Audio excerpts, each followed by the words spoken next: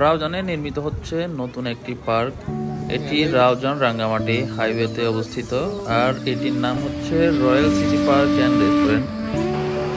এখানে এখনো কাজ চলমান আছে, এখন পর্যন্ত এটি উদ্বোধন হয়নি। আর এটির অবস্থান হচ্ছে রাউজান পিঙ্ক সিটির ঠিক অপোজিটে।